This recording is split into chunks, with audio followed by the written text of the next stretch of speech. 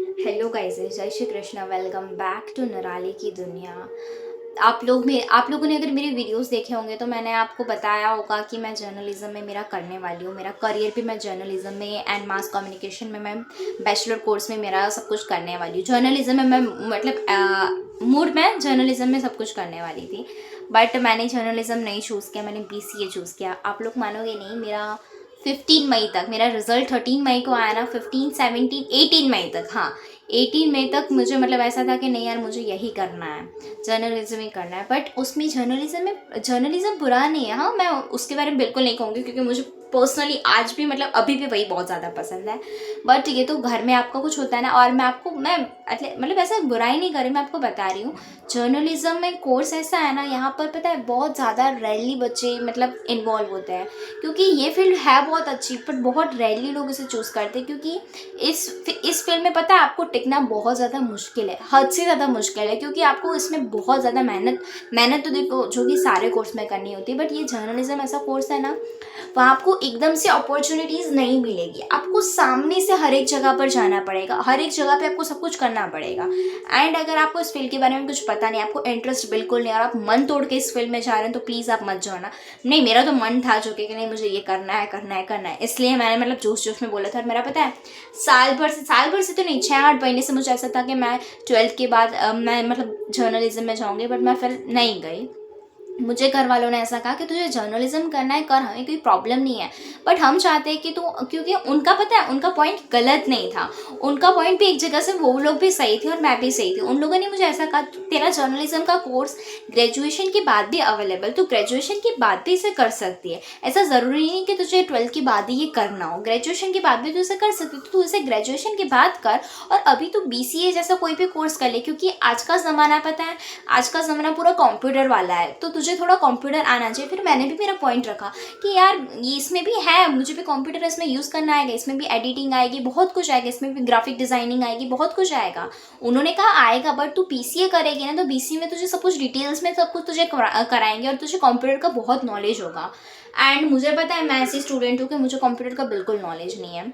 तो फिर दीदी, मेरी बड़ी बहन है ना, उन्होंने मुझे सजेस्ट किया कि तू BCA कर ले अभी, और तुझे करना ही है जर्नलिज्म, तो आफ्टर ग्रेजुएशन के बाद तू कर लेना, हम लोग तुझे मना नहीं करेंगे, पर हम चाहते हैं कि तू BCA पहले कर ले। एंड आजकल के ज़माने में कंप्यूटर मतलब आजकल पता है कंप्यूटर वाले ही टिकते हैं, क्योंकि आजकल AI वाला ज़माना है, और आजकल सब कुछ उसी से होता है, AI से होता है। तो फिर तू भी ऐसा ही कोई कोर्स चूज़ कर, तो मतलब तू अगर अपनी 3 साल BCA के ख़त्म कर लेना, उससे पहले तेरे पास जॉब आ जाए, उससे पहले तू पार्ट टाइम जॉब कर सके, इसलिए उन्होंने मुझे ये सजेस्ट कहा कि तू BCA कर ले। तो फिर मैंने और मेरी फ्रेंड, उसको भी मेरे जैसा करना था जर्नलिज्म का, बट फिर हम लोगों ने डिसाइड किया, और मैंने उसको बोला नहीं हाँ कि तुझे मैं जो कर रही हूँ वही कर, वो तो अपनी चॉइस से वो आई थी मेरे पास। तो फिर मैंने बहुत सोचा, फिर मैंने भी कहा कि नहीं यार, वो लोग भी अपनी जगह से गलत नहीं कह रहे, वो लोग भी सही कह रहे हैं, और हाँ वो बात अलग है कि यार हमें जिसमें इंटरेस्ट है हम उसमें नहीं जा रहे, दूसरे फील्ड में जा रहे हैं। बट मैं आपको सच बताऊँ ना, अगर आपका जेन्युइन वाला इंटरेस्ट हो ना, मेरे जैसे मेरा इंटरेस्ट बहुत ज़्यादा है, पता है वो इंटरेस्ट पता है एक ऐसी चीज़ है ना, आप मतलब आपसे कोई छुड़ा भी लेगा ना, तो भी आपका मतलब आप इतने ज़िद्दी होगे ना कि उस इंटरेस्ट को पाके रहोगे।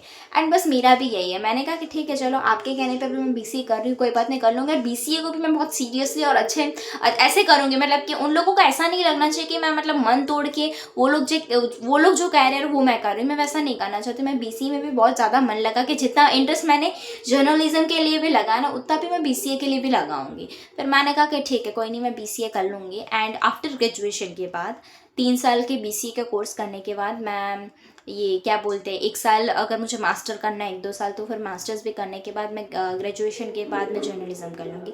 बट करूँगी, देखो इंटरेस्ट पता है, आपका जो इंटरेस्ट पैशन होता है ना, वो कभी मरता नहीं है। और बस मैं अपने आप को भी यही कहना चाहती हूँ कि यार मैं अपने इंटरेस्ट और पैशन को मैं ना मारूँ। मैं आफ्टर ग्रेजुएशन के, मैं भले BCA में बहुत एक्सपर्ट बन जाऊँ, बहुत कुछ अच्छा कर लूँ, बट मैं चाहती हूँ कि नहीं, ग्रेजुएशन के बाद जो मुझे करना था ना वो मैं करूँ। तो फिर मैंने मतलब डिसाइड कर लिया कि नहीं यार, कि मैं BCA भी करती हूँ फ़िलहाल। एंड BCA करने के बाद मैं ग्रेजुएशन के बाद मैं जर्नलिज्म कर लूँगी। एंड अभी मैं आपको बताती हूँ कि मैंने कौन से कॉलेज में एडमिशन लिया। मैंने LDRP कड़ी विश्वविद्यालय, गांधीनगर में है, ये बहुत ज़्यादा अच्छी है।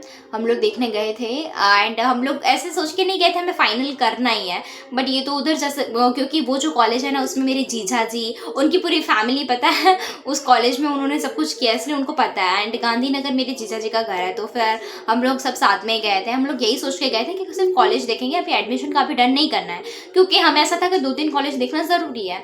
बट मैं इतनी कंटाड़ गई थी ना, एंड पता है थोड़ा थोड़ा मूड पता है मतलब नहीं होता है यार, क्योंकि जो हमें करना है वो हमें मिल नहीं रहा है, तो थोड़ा मूड थोड़ा अपसेट हो जाता है, इसलिए जो मिला उसमें हाँ में हाँ डाल देते हैं। तो फिर मैंने भी यही किया, फिर मैंने, और नहीं वो अच्छी भी थी, हाँ कॉलेज काफ़ी अच्छी थी, LTRP कड़ी विश्वविद्यालय बहुत अच्छी कॉलेज थी एंड काफ़ी बड़ी भी थी। अगर आपको वो ना सिर्फ क्या बताया, उसमें जर्नलिज्म कोर्स अवेलेबल नहीं, मैंने पूछा था पर उधर अवेलेबल नहीं था। उधर पता है ज़्यादातर ये कंप्यूटर वाला, इंजीनियर वाले, ये सारे कोर्स ज़्यादा होते हैं। तो फिर मैं उधर झाई मतलब गई एंड फिर मैंने पूछा कि BCA कोर्स अवेलेबल है, उन्होंने कहा हाँ है, सब कुछ है। तो फिर उधर की प्रोसीजर उन्होंने मुझे सब कुछ समझाई, उन्होंने मुझे सब्जेक्ट्स बताया, पर सेमेस्टर्स बताया मुझे कि इतने सेमेस्टर्स होंगे, 6 सेमेस्टर के बाद आपकी इंटर्नशिप आपको मिल जाएगी, मतलब आपको इंटर्नशिप करने के लिए आप लोग कैपेबल हो जाओगे। एंड पर सेमेस्टर के 36,000 है।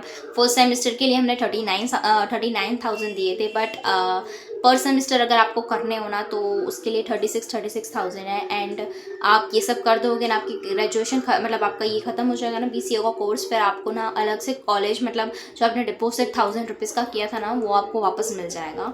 ये फीस स्ट्रक्चर था पता है। एंड उन्होंने मुझे BCA के बारे में इतना ही मतलब बहुत से सब्जेक्ट्स बताए, जैसे कि डाटा एनालाइजिंग, ये सब मुझे, फिर ग्राफिक डिज़ाइनिंग भी उसमें बताया था मुझे, सॉफ्टवेयर का ऐसा कुछ भी बताया था। एट पटाने से तो नाम थे ना, इस नाम से मैं बिल्कुल वो मतलब मुझे इस बारे में नहीं पता है, इसलिए मैं आपको कुछ ज़्यादा बता भी नहीं सकती। ये सारे सब्जेक्ट्स थे, टोटल 8 सेमेस्टर्स थे एंड 6 सेमेस्टर से आपकी इंटर्नशिप चालू हो जाएगी। एंड अगर आपको मास्टर्स करना है, आपको देखना पड़ेगा आपने कैसे चूज़ किया। अगर आपने BCA 3 साल का चूज़ किया और 1 साल वाला मास्टर्स किया है ना तो बात अलग है।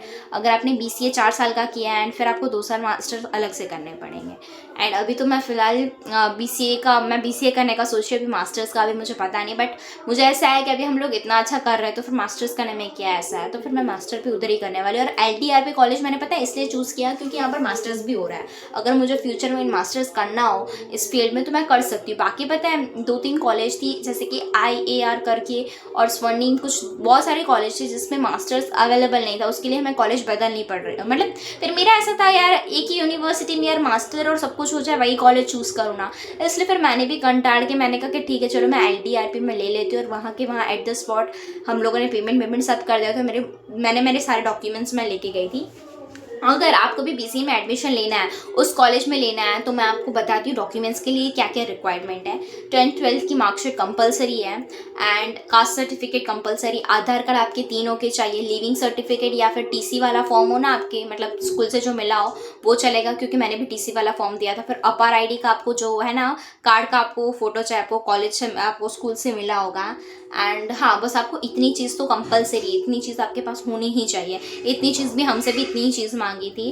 एंड कुछ भी ओरिजिनल डॉक्यूमेंट आपको नहीं देना है, सब कुछ आपको प्रिंट आउट वाला ही देना है, ओरिजिनल डॉक्यूमेंट्स अपने पास रखना है। फिर वो आपको तब जब आप फॉर्म भरोगे ना उसके लिए आपको 100 रुपये अलग से भरने पड़ेंगे। एंड फिर जब आप पूरी फॉर्म भरने के बाद आप मतलब ये फीस बीस का करोगे ना तो आपको पहले सेमेस्टर में 39,000 देने पड़ेंगे, बाकी सब में 36 है।